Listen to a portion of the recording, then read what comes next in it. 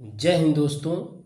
हम लोग railway exam के लिए साइंस सीरीज को चला रहे थे, जिसमें से फिजिक्स में हमने कई वीडियो अपलोड कर दिए हैं चैनल में। दोस्तों आज एक नया टॉपिक लेकर के आए हैं जिसका नाम है कार्य शक्ति और ऊर्जा। दोस्तों इस टॉपिक के हम लोग प्रीवियस ईयर क्वेश्चन जो न्यूमेरिकल पूछे गए हैं एग्जाम में उनको भी यहाँ पे डिस्कस करेंगे। दोस्तों इसका पहला पार्ट हमने ऊर्जा का अपलोड कर दिया है चैनल पे, वहाँ जाकर के रेलवे की प्लेलिस्ट आप देखिएगा चैनल पे, उसमें जाकर के आप देखिएगा कार्य शक्ति ऊर्जा के नाम से एक वीडियो अपलोडेड है, वहाँ से उस वीडियो को आप पहले देख लीजिएगा। ये उसी का सेकंड पार्ट है।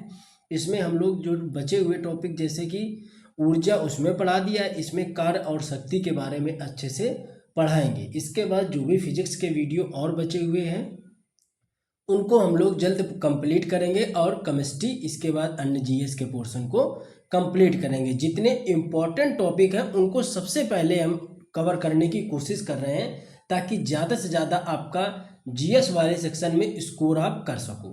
तो चलिए दोस्तों शुरू करते हैं आज की क्लास। उससे पहले जो लोग चैनल पे नए हैं वो लोग चैनल को सब्सक्राइब कर दें, बेल आइकन को प्रेस कर दें ताकि जितने वीडियो बनाएं उनका नोटिफिकेशन आपको मिलता रहे और आप मेरे वीडियो का लाभ उठाते रहें। तो चलिए दोस्तों शुरू करते हैं। सबसे पहले समझते हैं कार्य क्या होता है।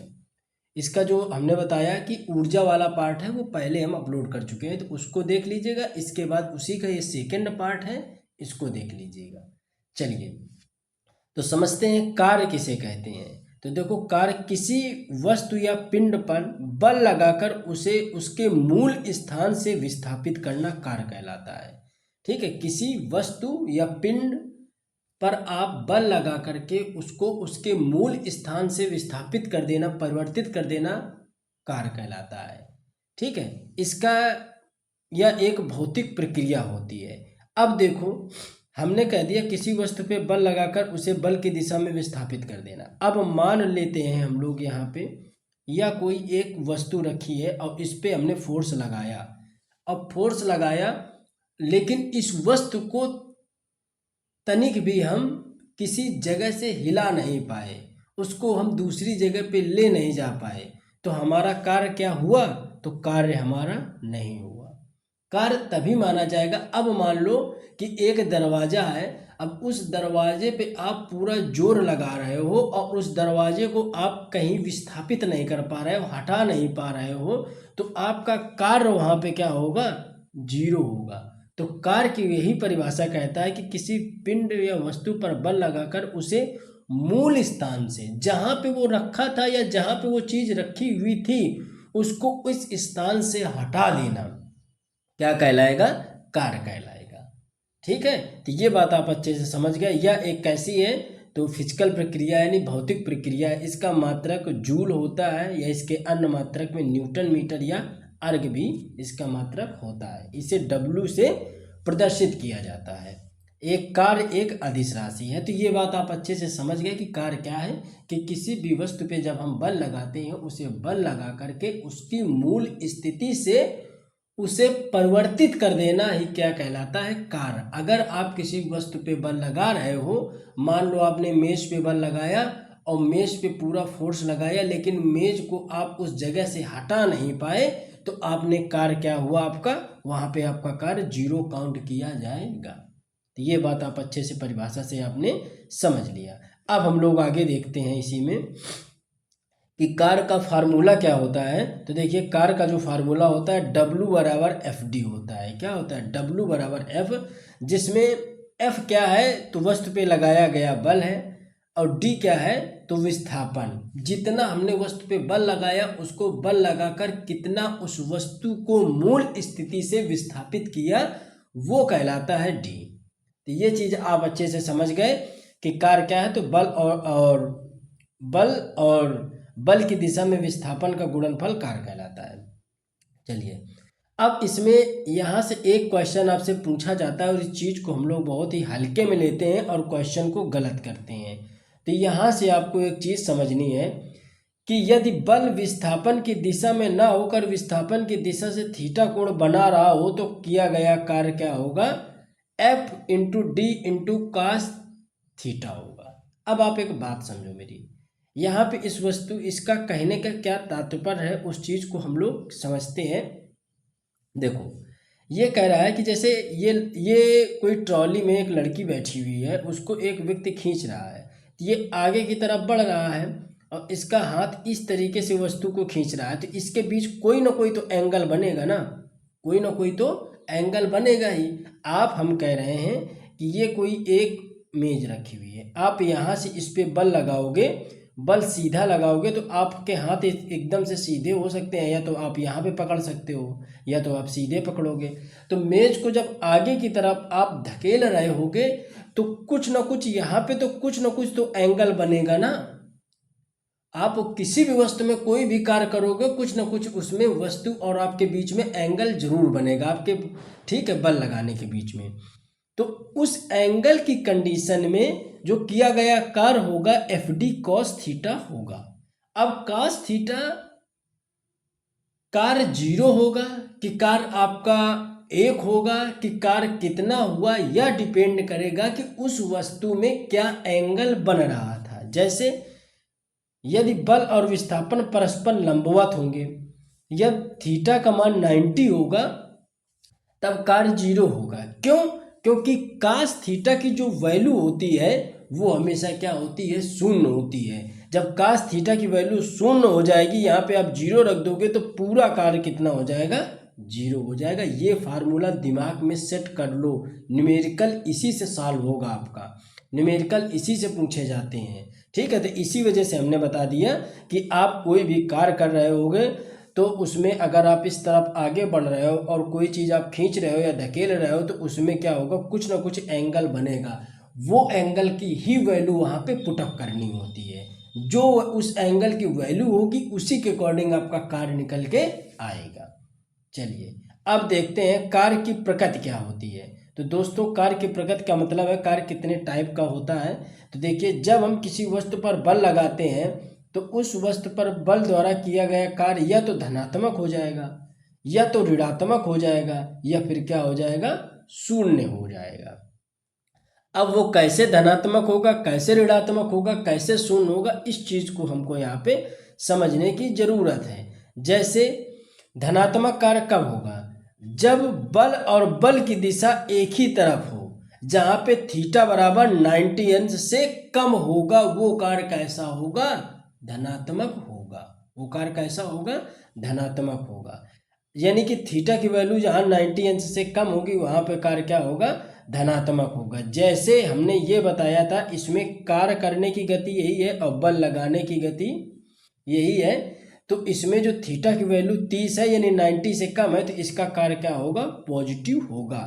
0 कार्य कब होगा, जब थीटा की वैल्यू 90 होगी, ना कि 90 से कम। अभी बात आप समझना, ठीक है। अब ये हो गया।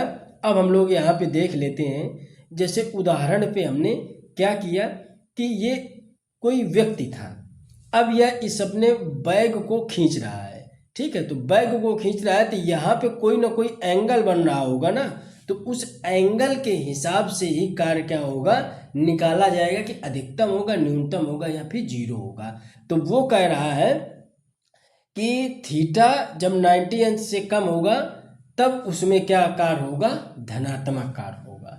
तो अब अधिकतम कार्य कब होगा, यही क्वेश्चन पूछता है कि किसी वस्तु में बल लगाया जाता है तो बल लगाने पर वस्तु का अधिकतम कार्य किस एंगल पे होगा। तो याद रखिएगा, कार्य अधिकतम तब होगा जब थीटा 0 होगा, यानी कि वस्तु पर आरोपित बल और विस्थापन के मध्य 0 अंश का कोण बनेगा, तब कार्य क्या होगा, हमारा अधिकतम होगा।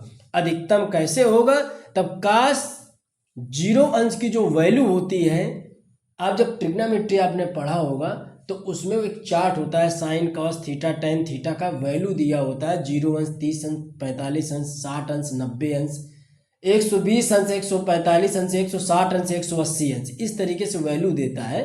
तो उसकी वैल्यू निकाली जाती है। तो उसमें कास 0 की जो वैल्यू होती है कितनी होती है, 1 होती है। तो अब आप इसमें गुणा करेंगे तो W बराबर एफ डी कास 1 हो गया। अब इसमें आप वैल्यू रखेंगे तो कास थीटा का मान 1 होगा, तो इनका जो आपस में मल्टीप्लिकेशन होगा वही निकल के कार्य आएगा। तो वो कार्य क्या होगा, अधिकतम होगा।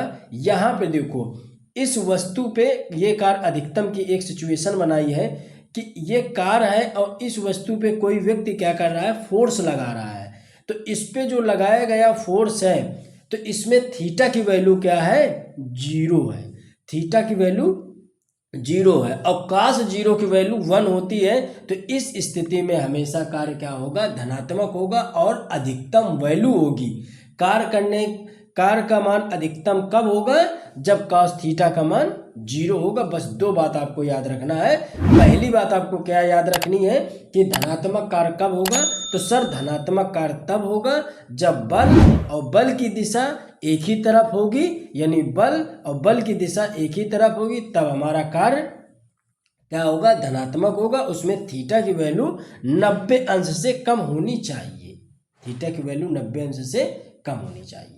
और अधिकतम कार्य कब होगा, सर जब अधिकतम कार्य होगा जब हमारा थीटा की वैल्यू 0 अंश होगी, तब हमारा कार्य अधिकतम होगा। बस ये दो बात आप बिल्कुल दिमाग में अपने सेट कर लो, बस कहानी यहाँ पे बन जाएगी। अब अगला देख लेते हैं ऋणात्मक कार्य। ऋणात्मक कार्य कब होगा, यहाँ पे चित्र में दिखाया गया है कि इसमें बल और वस्तु विस्थापन एक दूसरे से विपरीत होंगे। देखो डिस्टेंस इस तरफ है और बल इस तरफ लगाया जा रहा है, तो इसमें क्या होगा, थीटा इसमें कार्य क्या होगा, ऋणात्मक होगा। यहाँ पे एक कंडीशन ये बनेगी कि यहाँ पे थीटा 90 डिग्री से ज़्यादा होगा और 180 अंश से कम होगा, तब कार्य क्या होगा, ऋणात्मक होगा। आप एंगल से भी याद रख सकते हो। धनात्मक कार्य कब होगा, जब थीटा की वैल्यू 90 अंश से कम होगी, वो धनात्मक होगा। और ऋणात्मक कब होगा, जब थीटा की वैल्यू 90 अंश से ज़्यादा हो लेकिन 180 अंश से कम हो, तब वो कार्य कैसा होगा, ऋणात्मक होगा। ठीक है।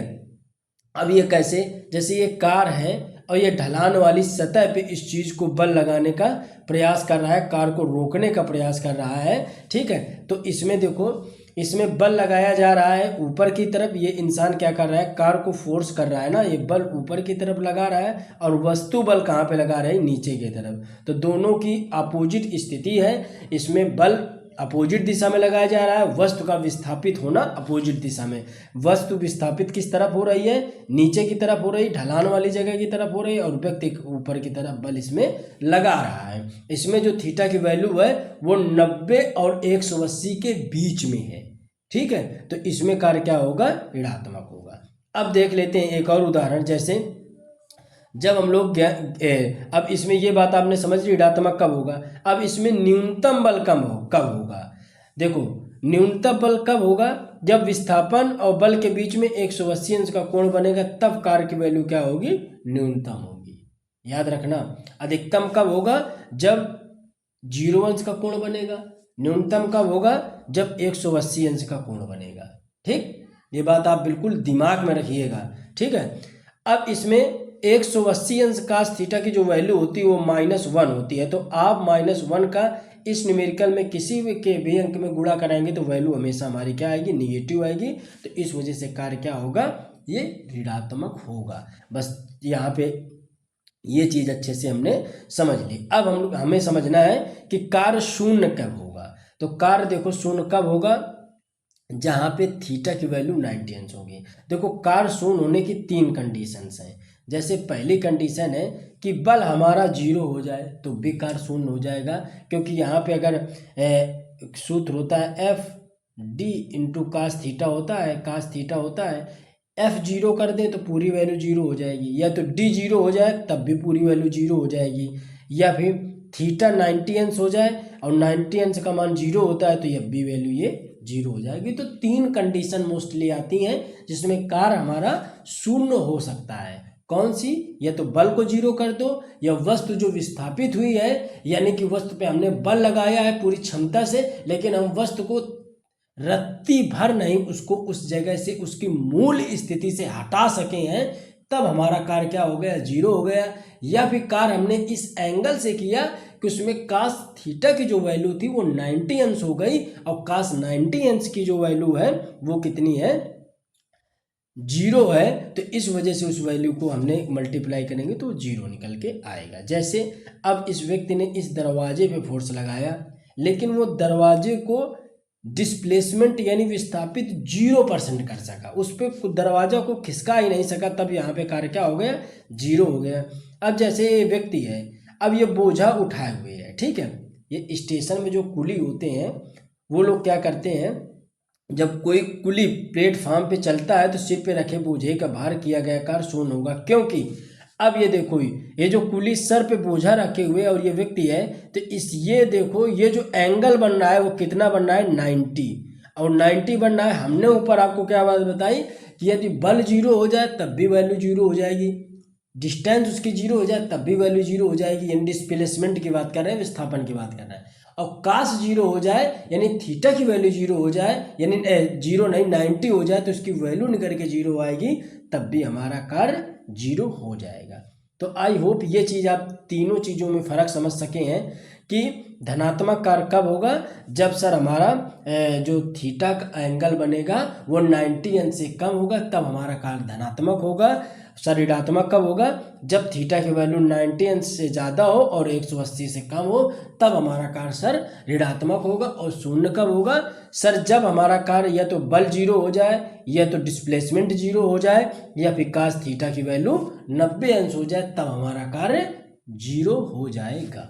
अब सर अधिकतम कब होगा, तो हमारा कार्य अधिकतम तब होगा जब थीटा की वैल्यू जीरो अंश हो जाए। तो सर न्यूनतम कब होगा, जब न्यूनतम तब होगा जब थीटा की वैल्यू 180 अंश आ जाए। बस पूरा खेल यहीं से है, एक क्वेश्चन यहीं से आएगा, लिख के रख लो इस बात को हमारे, एक क्वेश्चन यहीं से पूछता है, डायरेक्ट आप प्रैक्टिस से सॉल्व करोगे, वहाँ से आपको क्वेश्चन कार वाले से ये क्वेश्चन यहाँ से देखने को मिलता है। बहुत इजी है इस चीज़ को समझना, बस थोड़ा सा आप कंसंट्रेट करके इस बात को समझने का प्रयास करिएगा, आप अच्छे से समझ पाएंगे। चलिए यहाँ तक हमने बात समझ ली, हमने समझा कार्य क्या होता है, कार्य की परिभाषा, मात्रक, उसका फार्मूला, और कार्य की प्रकृति यानी धनात्मक, ऋणात्मक और शून्य कार्य कब होगा।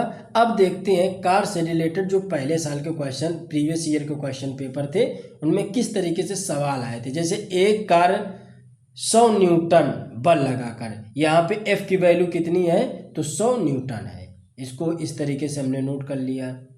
बल लगाकर 25 मीटर विस्थापित किया, तो D की वैल्यू कितनी है, तो 25 मीटर है, ठीक है। विस्थापित 60 डिग्री के कोण पर किया, कितने, तो यहाँ पे काश थीटा की वैल्यू कितनी है, तो 60 है, कितनी है, 60 है। अब हमको फार्मूले पे अपने अप्लाई करना है, तो देखना है कि कार्य हमारा कितना हुआ, तो इसमें W बराबर FD cos थीटा होता है, तो थीटा की वैल्यू यहाँ पे हमने रखी। अब देखते हैं कि थीटा की वैल्यू रखी तो इसमें इसका मल्टीप्लिकेशन किया, अब जितना वैल्यू इसका निकल के आएगा वो इसका सही जवाब होगा। अब बताइए अगर आपसे हम ये पूछ ले कि जब थीटा की वैल्यू 90 अंश है तो क्या कार्य अधिकतम होगा या धनात्मक होगा या ऋणात्मक होगा, तो तुरंत बताओगे सर अगर थीटा की वैल्यू 90 अंश से कम होती है तो वहाँ पे कार्य हमारा धनात्मक होगा। तो ये कार्य कैसा है, धनात्मक ही है, ठीक है।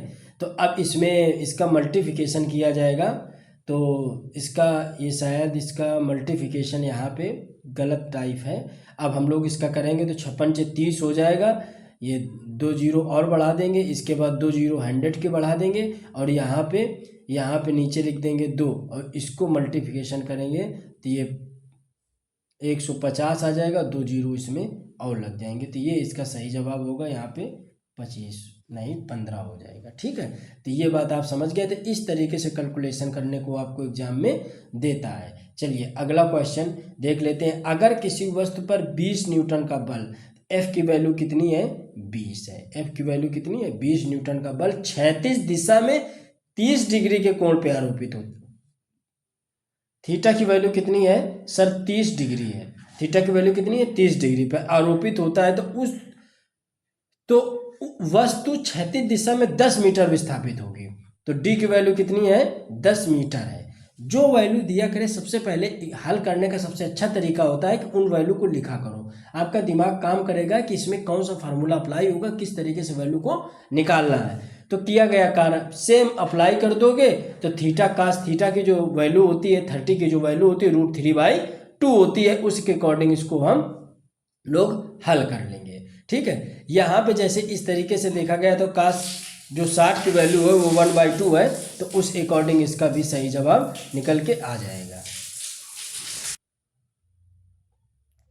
तो ये बात आपकी अच्छे से समझ आ गई होगी। इसकी भी वैल्यू बिल्कुल फार्मूले के अकॉर्डिंग सेट कर लेंगे हम लोग, जो वैल्यू दी है वो फार्मूले में लगाएंगे तो उसका सही जवाब आपको देखने को मिलेगा। चलिए आगे हम लोग देख लेते हैं अब शक्ति क्या होती है। देखो सबसे ज़्यादा जो आपसे एग्जाम में क्वेश्चन पूछता है, अगर कार, ऊर्जा, शक्ति में तीनों को एक साथ देखा जाए तो जो सबसे ज़्यादा क्वेश्चन आएगा ऊर्जा और कार से आता है। शक्ति से बिल्कुल ना के बराबर क्वेश्चन आएंगे, तो आपको ऊर्जा और कार में वैल्यू याद रखनी है, उसको अच्छे से पढ़ना है। चलिए अब हम लोग, आप ये मेरी बात मत मानो, आप जब मॉडल पेपर सॉल्व करोगे वहां से देखोगे तो आपको खुद ही आइडिया लग जाएगा। अब हम आपको इस तरीके से बताएंगे तो आप उन चीज़ को महसूस नहीं कर पाओगे। आप जब हल करोगे मॉडल पेपर तब आप उस चीज़ को अच्छे से ऑब्जर्व कर पाओगे कि नहीं सर ने ये बात सही कही थी, यहाँ से क्वेश्चन ज़्यादा देख रहे हैं हम लोग, यहाँ से क्वेश्चन ज़्यादा देखने को मिल रहे हैं। ठीक है, तो इस चीज़ को आप अच्छे से याद रखिएगा कि सबसे ज़्यादा जो क्वेश्चन आते हैं वो कार और ऊर्जा और शक्ति में से कार और ऊर्जा से ज़्यादा आते हैं। उसमें ऊर्जा रूपांतरण से पूछता है, ठीक है, और इसमें जो ऊर्जा संरक्षण का नियम है उसके अकॉर्डिंग, और इसमें जो हमने आपको बताया धनात्मक, ऋणात्मक, और इसमें काश की वैल्यू दे करके कार आपसे निकलवाता है, उस टाइप से क्वेश्चन आते हैं। शक्ति से हम लोग देख लेते हैं, इससे फार्मूले बेस्ड डायरेक्ट क्वेश्चन आ जाता है कि एक बल्ब को 100 घंटे जलाया जा रहा है, 5 यूनिट पर उसका चार्ज है, तो उसकी वैल्यू निकल के जो आएगी तो कितनी आएगी, उसमें 10 बल्ब इन्वॉल्व करे गए थे। तो इस तरीके से तो ये क्वेश्चन देखने को मिलते हैं। चलिए अब शक्ति के बारे में देख लेते हैं। तो शक्ति क्या होती है, तो कार्य करने की दर या ऊर्जा स्थानांतरण की दर क्या कहलाती है, शक्ति कहलाती है, पावर कहलाती है। इसका जो मात्रक होता है वाट या जूल प्रति सेकंड, वाट या जूल सेकंड होता है, इसे पी से प्रदर्शित करते हैं। ऊर्जा स्थानांतरण की उच्च दरों को किलोवाट में व्यक्त किया जाता है, जैसे 1 किलोवाट बराबर 1000 वाट होता है। शक्ति का मात्रक या प्रयोग मात्रक अश्व शक्ति होता है। ठीक है, शक्ति का जो प्रयोगात्मक मात्रक है वो अश्व शक्ति होता है, यानी कि इसको, अब अश्व शक्ति को आपने देखा होगा HP इस तरीके से लिख दे, या फिर इस तरीके से लिख दे, या फिर इस तरीके से लिख दे, ठीक है, या फिर इस तरीके से लिख दे, ये सब HP है, आपको उसमें सस्पेंस नहीं होना चाहिए। ठीक है, तो 1 HP बराबर 746 वाट होता है। ठीक है, ये याद रखिएगा। अब इसका फार्मूला क्या होगा शक्ति का, तो P बराबर W/T होता है, P बराबर W/T होता है। अब देख लेते हैं, एक व्यावसायिक प्रयोग में व्यय ऊर्जा को यूनिट में लिखते हैं तो 1 यूनिट 1 किलोवाट घंटे के बराबर होता है। इसमें किस तरीके से क्वेश्चन पूछा गया था ये महत्वपूर्ण है, ये समझो। थ्योरी से तो मात्रक से क्वेश्चन आता है, लेकिन ज़्यादातर कार्य ऊर्जा शक्ति में आपको न्यूमेरिकल देता है, और हमने पिछले वीडियो में भी आपको न्यूमेरिकल कराया है। प्रीवियस ईयर को जो क्वेश्चन पूछे गए थे इस वाले वीडियो में भी आपको न्यूमेरिकल बताया कि ऐसे प्रश्न पूछे गए हैं जो रेलवे NTPC RPF या अन्य एग्जामों में देखने को, ALP वगैरह एग्जामों में देखने को मिले, तो वही न्यूमेरिकल हमने यहाँ पे छाप दिए थे। ठीक है, तो आप इसको याद रखिएगा। अब देखते हैं इसमें किस तरीके से न्यूमेरिकल आता है। जैसे एक मशीन 240 सेकेंड है, यानी कि हमारी टी की वैल्यू 240 सेकेंड है। टी की वैल्यू क्या है, 240 सेकेंड है। यहाँ पे देखो हम इन चीज़ की वैल्यू को भी लिखते चल रहे हैं। जैसे इसमें क्या कह रहा है, एक मशीन 240 सेकेंड, टी की वैल्यू हमारी हो गई 240 सेकेंड, 920 जूल कार्य करता है। W बराबर क्या हो गया, 920 जूल हो गया। तो मशीन की शक्ति ज्ञात कीजिए, तो डायरेक्ट अप्लाई करना है, P बराबर W/T। तो यहाँ पे W की वैल्यू ऊपर लिखी है, T की वैल्यू नीचे, तो जितना आया तो 8 जूल प्रति सेकेंड हमारा कार्य की वैल्यू निकल के आ गई। ये बात आप अच्छे से समझ गए होंगे। तो इस तरीके से क्वेश्चन आपको देखने को मिलेंगे दोस्तों। इसका ज़्यादा से ज़्यादा आप न्यूमेरिकल हल करिएगा इस टॉपिक का। इस टॉपिक से ज़्यादातर न्यूमेरिकल पूछे जाते हैं। ठीक है, तो इस टॉपिक के आप न्यूमेरिकल सॉल्व करिए। न्यूमेरिकल सॉल्व करने के बाद आपको खुद ही ये चीज़ें लगेंगी कि नहीं, चीज़ें आपके पक्ष में हो रही हैं, आपको ये चीज़ें अच्छे से आप इनको हल कर पा रहे हो। तो दोस्तों कैसा लगा वीडियो, अगला टॉपिक जल्दी फिजिक्स का लेकर के आएंगे, और आपके 2 या 3 वीडियो अधिकतम आएंगे फिजिक्स के। इसके बाद केमिस्ट्री के अधिकतम 4 वीडियो में हम आपकी केमिस्ट्री को कंप्लीट कर देंगे, भले ही वो 40 मिनट, 45 मिनट या 1 घंटे की एक वीडियो की क्लास हो। ठीक है, ज़्यादातर हमारी कोशिश ये रहेगी कि आपको एक ही वीडियो में 1 या 1.5-2 टॉपिक को कंप्लीट करें, ताकि आपका कोर्स जल्दी से कंप्लीट हो जाए। आप परेशान मत होइएगा, समय रहते हुए आपका GS वाला सेगमेंट हम कंप्लीट करेंगे। उसके लिए भले ही हमें मैराथन क्लासेस का वीडियो अपलोड करना पड़े। आप परेशान ना हो, जितना कंटेंट दिया है जीएस में बायोलॉजी का लगभग कंप्लीट कर चुके हैं और फिजिक्स का कर रहे हैं, और इसके बाद केमिस्ट्री, इसके बाद जीएस स्टैटिक पोर्शन। ठीक है, ये सब कंप्लीट कराएंगे। आप बस कोर्स को रिवीजन करिए, तैयार करिए, याद करिए, उसका मॉडल पेपर सॉल्व करिए। इस तरीके से आप काम करते रहिए और देखिएगा सारा आपके पक्ष में ही चीज़ें होंगी। तो दोस्तों, वीडियो अच्छा लगा है प्लीज़ आप लोग चैनल को सब्सक्राइब करें, वीडियो को ज़्यादा से ज़्यादातर लोगों तक शेयर करने का काम करें। मिलते हैं अपने अगले वीडियो में, तब तक जय हिंद, जय भारत।